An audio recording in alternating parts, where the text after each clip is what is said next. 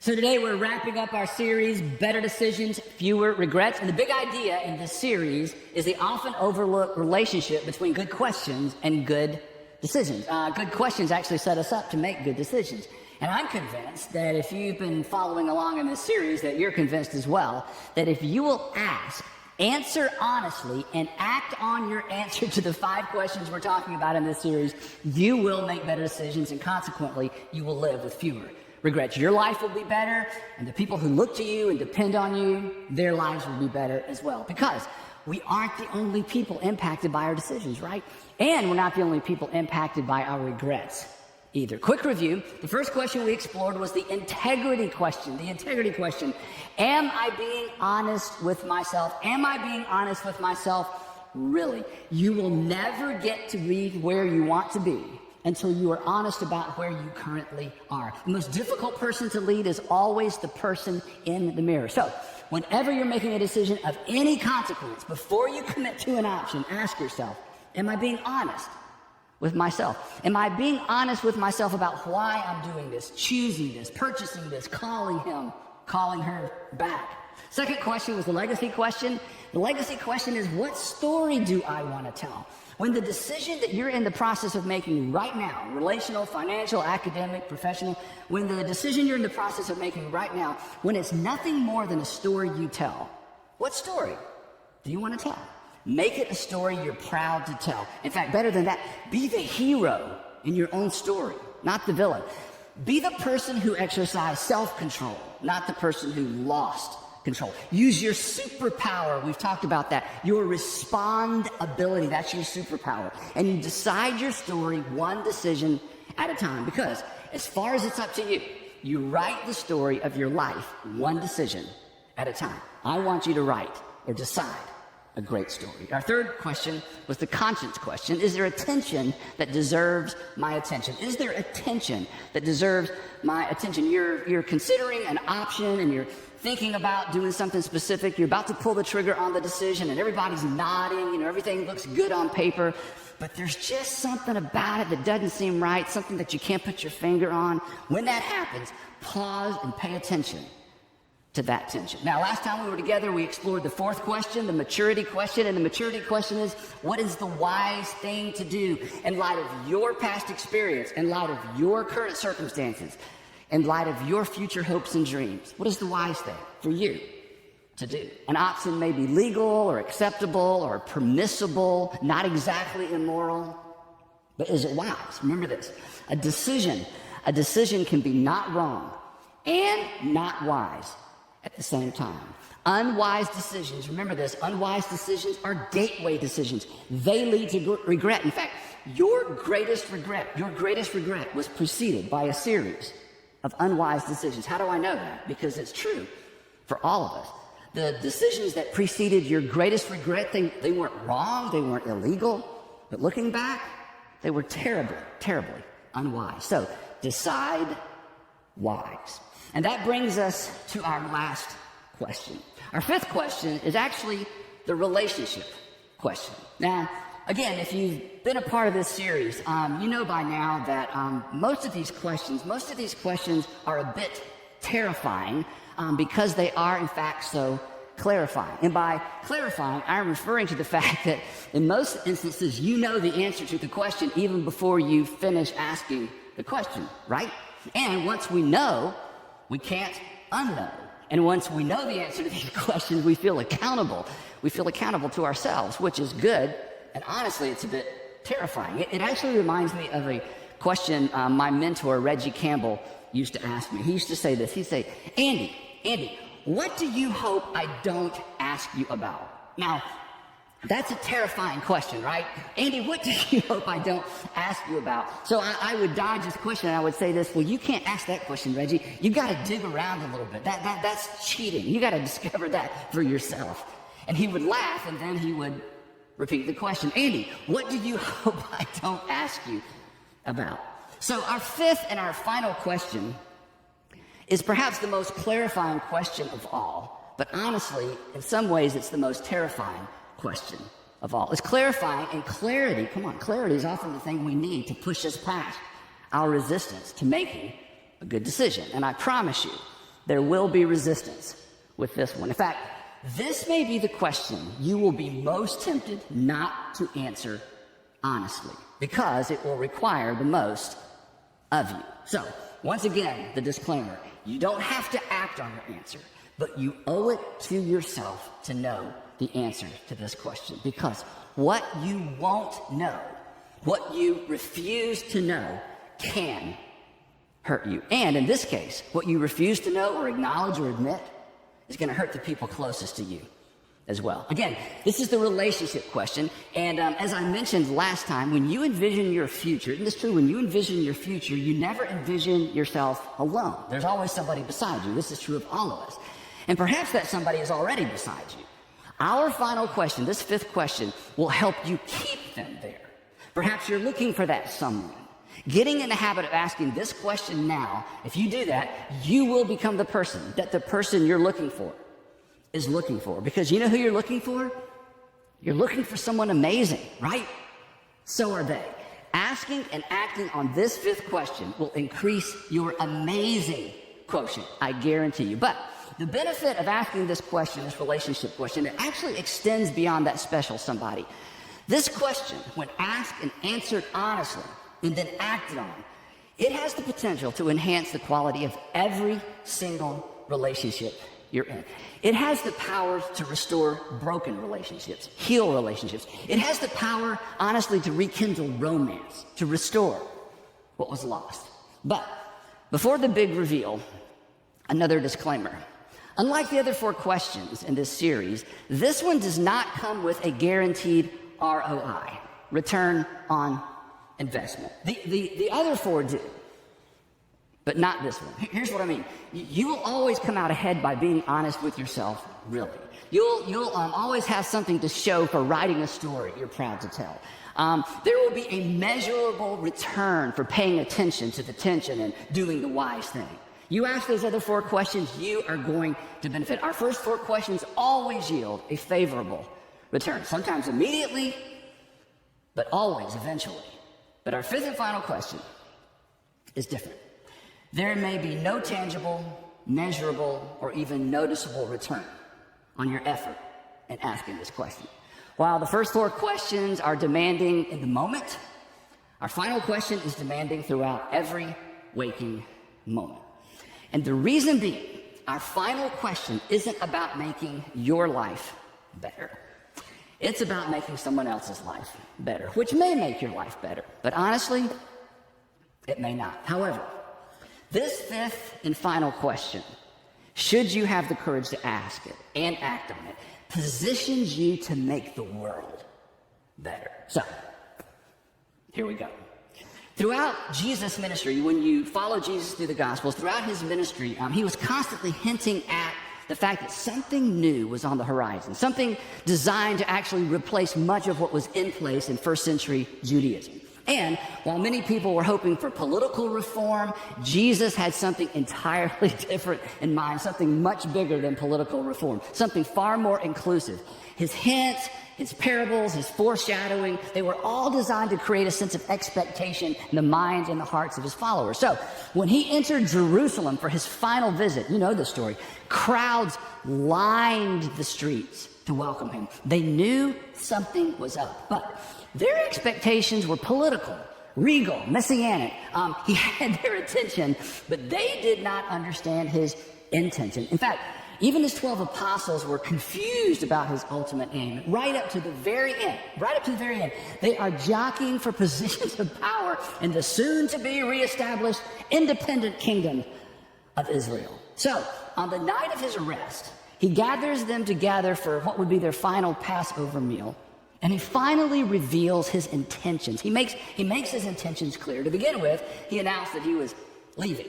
And that was a problem. As we've talked about before, Jesus was their security blanket. Wherever Jesus went, crowds gathered. And the crowds kept Jesus' enemies from getting close. So if Jesus leaves, if Jesus goes missing, odds are the apostles are probably going to go missing as well, and not in a good way. Besides, why would Jesus leave now? They were on the precipice of a revolution. I mean, the kingdom was about to be restored. So, on this final night together, he spells it out for them in terms that Well, in terms that have become so familiar to many of us, I'm afraid that they leave little to no or make little to no impact. Now, we don't doubt they're true. We don't doubt what Jesus says is true. After all, Jesus spoke these words. But these words don't rock us back on our heels. They don't send us rushing home or back to work or back to the neighborhood with an apology on our lips. These words, this command from the lips of our Lord, think about that. They just don't stand guard over our words like they should. They don't stand guard over our responses, our actions, or our attitudes the way they were intended to. In fact, when I read Jesus' words to you in just a moment, you may be tempted to respond with, oh, I've heard that before. Oh, that again, which is unfortunate because these words spoken by Jesus to his closest friends, men who would earn the reputation for turning the world upside down, these words explain the event that we cling to when we sin, when we fall short. Isn't this true? When you wonder where you stand with God, when you wonder where you stand with God, in those moments as a Christian, what do you lean into? You lean into the event of Christ's death on the cross as the payment for your sin, right? Jesus died for me, so I have a right standing with God. But his death on the afternoon after he spoke these words was actually an illustration of these words and a reminder of how central these words are to our experience as Jesus followers. They represent, in a way, the epicenter of the Christian faith. These words are really what the kingdom of God looks like on earth. Paul, who was clearly rocked back on his heels by these words and actually never recovered, when he wrote his letter to Christians living in the Roman province of Galatia, he said this. He said, the only thing that matters is these words. And then in 1 Corinthians, he declares that if we don't get this one thing right, it doesn't even matter what else we get right. He understood what we missed. And here's the thing, and I understand this, we want deeper. And Paul would respond to that we want deeper request like this. You want deeper? You want deeper. You want deeper because you've never witnessed a man being flogged to the point to where he wants to die, but can't, because the soldier inflicting the pain knows exactly when to stop. Not out of mercy, but because the goal was to inflict as much pain as possible. Death would be merciful. But out of a desire to cause as much suffering as possible, they would stop. When we think there's got to be more, it's because we've never witnessed a crucifixion. We've never seen someone choose days ahead of time to lay down their life for an enemy. There is nothing deeper. There is nothing more profound. There is nothing more contrary to fallen human nature. There's nothing with more potential to change everything than Jesus' instructions to his followers the night of his arrest. His words represent a paradigm shift of, it's no exaggeration to say, of epic proportion. They would turn the world upside down because they established a kingdom that looked upside down to the world. And what began as a harmless threat to the empire, a harmless threat to the temple, a Nazarene sect, a cult, would eventually engulf the empire. And his words to his disciples during that last Passover meal, they serve as the context. They serve as the fuel, the match for our fifth and final question. Here's what he said. And I wish for a moment you could hear them as if you're hearing them for the very first time. Allow these words to set you back on your heels, to leave you scrambling for your slice of the conflict pie in your relationship. I hope they will compel you to forgive, to be kind, to loan your strength, to tame your tongue, to adjust your pace, to open your wallet, to reshuffle your values. Here's what he said. A new command I give you. And of course, they didn't need any new commands. They had plenty. Besides, earlier, Jesus had just reduced the entire list to two. Love God and love your neighbor. Those are the two we know, right? So why do we need a third? And besides that, Why was he talking about commands? They needed to make plans. I mean, and what gave Jesus the right to add any new commands? Only God had the authority to add commands. Exactly, right? As it turned out, Jesus wasn't adding a command to an existing list of commands. He was doing something far more radical. He was replacing the existing commandments, all of them. And one reason that this new command doesn't have its desired effect on many of us is because we were raised to believe that his new command was simply another command. Another command to be added to the Big 10 or the Big 600 plus. But it wasn't. Jesus had come to replace much of what was in place. A new command I give you. Love one another. Which wasn't really actually new. But then, as we've said before, Jesus wasn't actually through. And he wasn't commanding them, and he wasn't commanding me, and he wasn't commanding you to feel something. He was commanding us to do something. And what came next? Well, what came next was unthinkable. But what came next changed the world. What came next trumped the golden rule. What came next trumped love God and love your neighbor.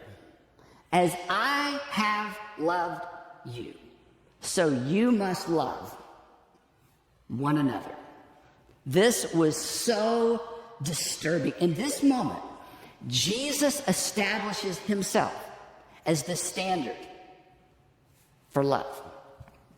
The standard against which we are to measure and evaluate our behavior if we're Jesus followers. You've heard it said, believing is all that matters. If you were raised in certain kinds of churches, it's all about believing.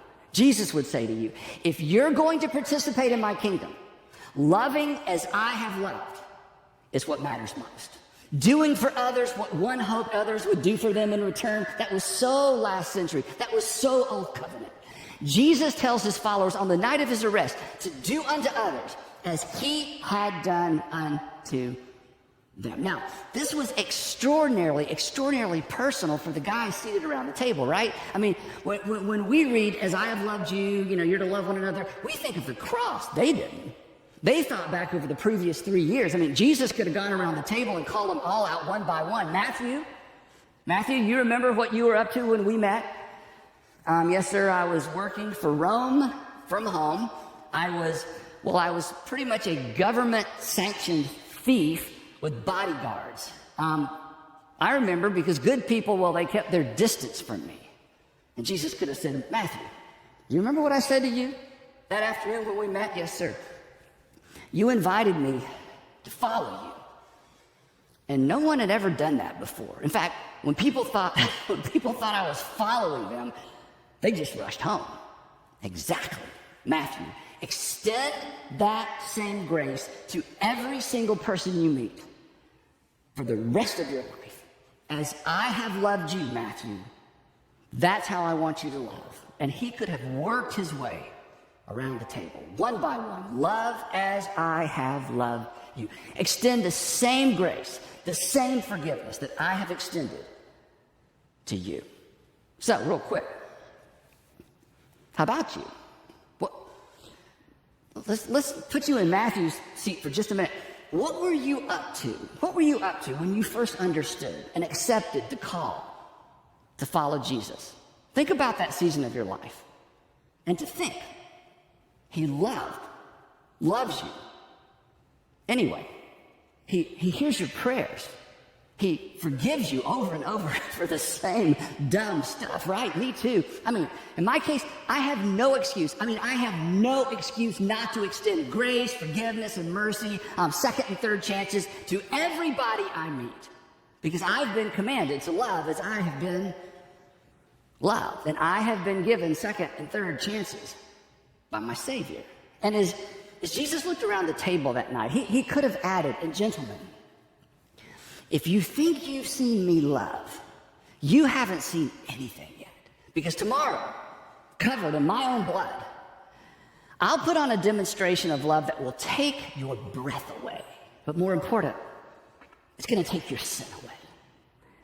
And it's going to take your excuses away, not to love the way I have loved you. Tomorrow, I'm going to give my life away for you and for my enemies. And then he continues, and this is the part, if we ever got this right, if I ever got this right, it would change. Maybe it would change everything. He said, gentlemen, by this, everyone will know that you are my disciples if you love one another. Now, the term this is a demonstrative pronoun. Remember those? A demonstrative pronoun is used to point to something very specific. And in this particular case, it's a singular demonstrative pronoun. Jesus is pointing to one specific thing that was to be the identifying characteristic of his followers, namely the way we love. This new command brand of love was to serve as the unifying and the defining characteristic for his new movement, the church. His new command was to serve as the governing ethic against which all of our behavior should be measured. And this stood in stark contrast to the current first century way of thinking. Unfortunately, it stands in stark contrast to the way that many of us were raised to think in the church today. This litmus test, this would be the litmus test for being a Jesus follower. And again, the new litmus test was not some sort of ritualistic day of the week, festival driven, don't forget your goat, don't forget to say your prayers, worship of an invisible and somewhat distant God.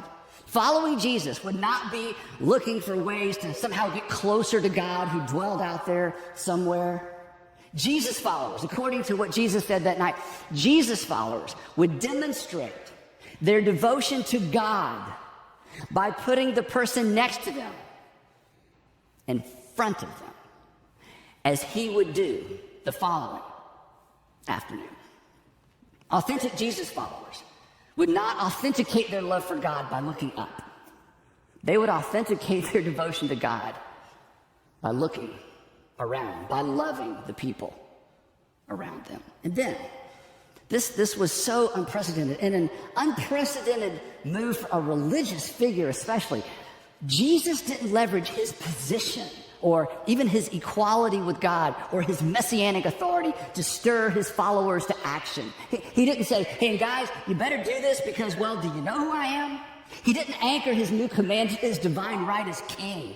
Paul said it best, that Jesus did not regard equality with God as something to be leveraged for his own benefit. Instead, do you know what he used to inspire his followers to action? Do you know what he used to inspire you and me to action? He leveraged his sacrificial love. Why? Why should his disciples obey this command to love? Because he loved them first. He went first. They were to do unto others as Jesus had already done and was about to do unto them. A new command I give you. Love one another. As I have loved you, so you must love one another. Jesus' new all-encompassing command was, well, it was far less complicated than the prevailing system, but it was far more demanding. There are no loopholes, no workarounds in this brand of love. It's why we avoid it. It's why we are tempted to take the new command and simply add it to a list of commands, perhaps hoping it will get lost in the mix. And that brings us at last to our fifth and our final question, the relationship question. The question, honestly, that paves the path to relational health. The question that really lays a foundation for mutually beneficial and mutually satisfying relationships. A question that honestly brings inescapable clarity to just about every relational decision you will ever bump up against. A question, I think a question everyone should ask, but a question that Jesus followers, well, we have to ask it. Our fifth question is this: what does love require of me?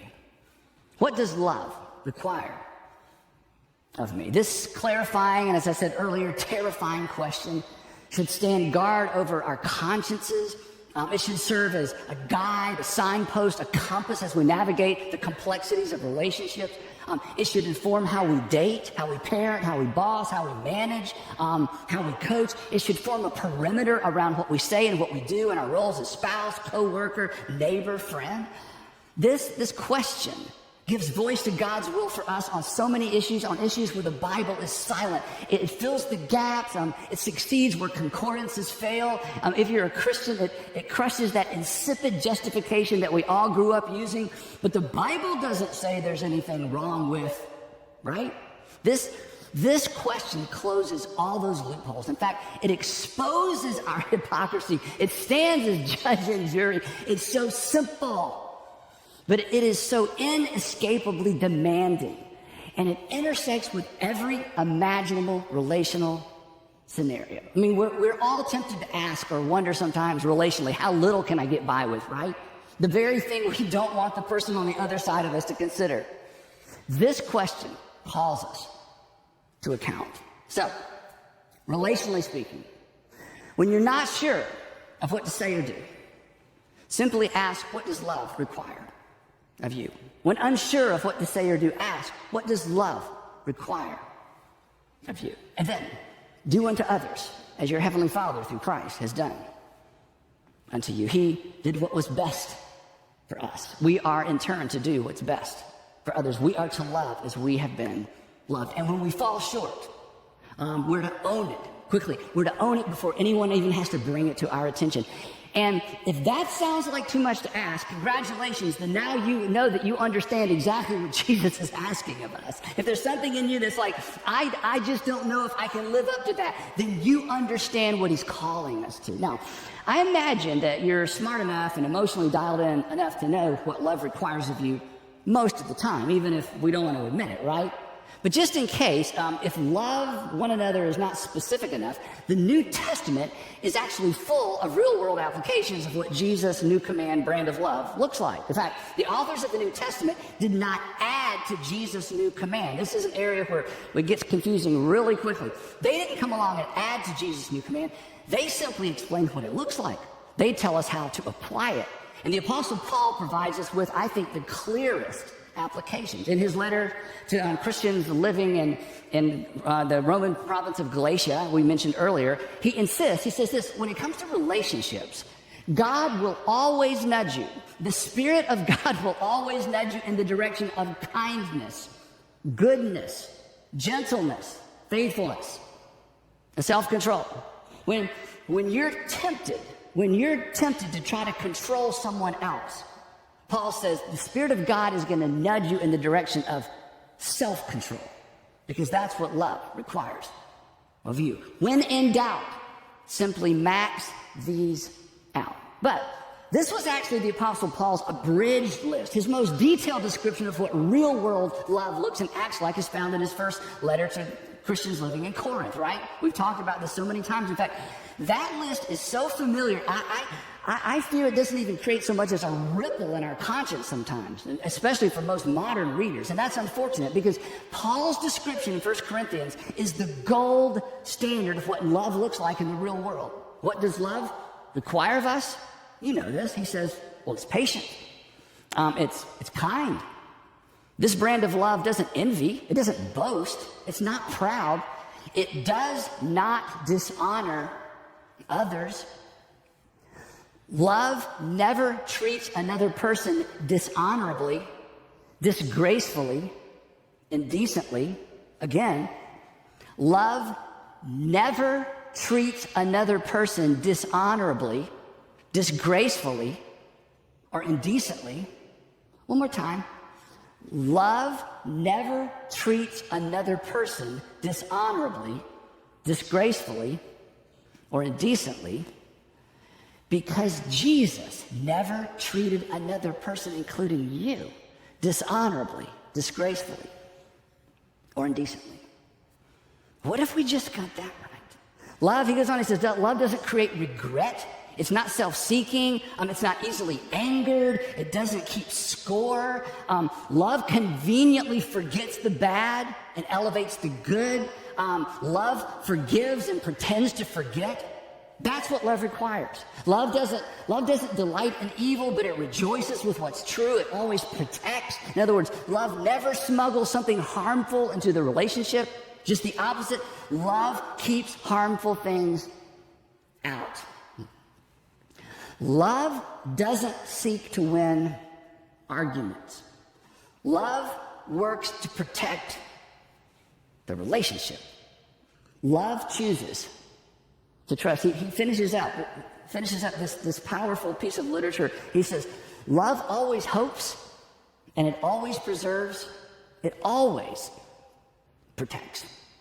That's what love requires of us.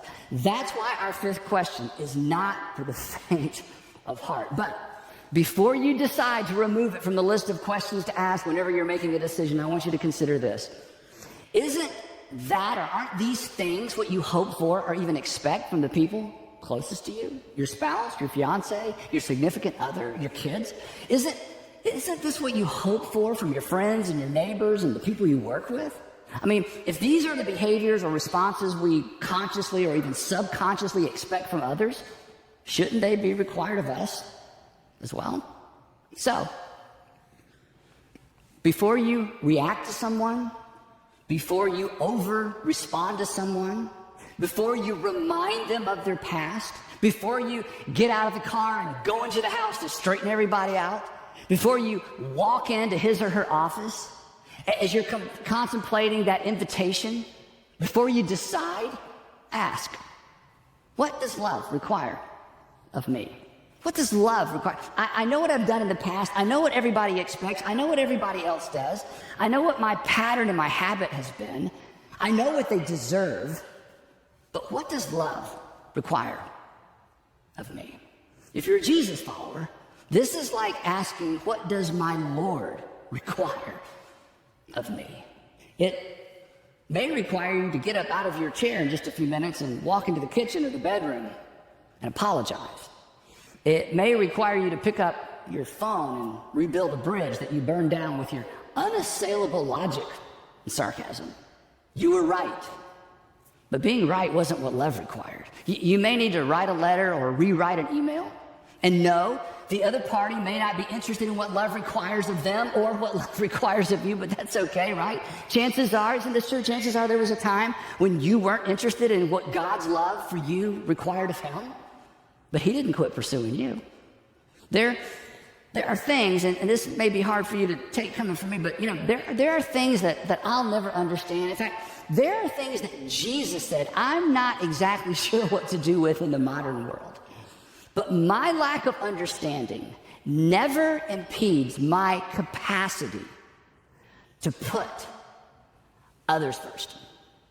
As complicated as so many things are, as there's so many things I'll never understand, but when it comes down to this question, as much as I don't know, I almost always know what love requires of me. And if Jesus was correct, apparently, that's enough. If Jesus was correct, that's what it means to be his follower. That's the center. That's the kingdom of God on earth. What does love require of you?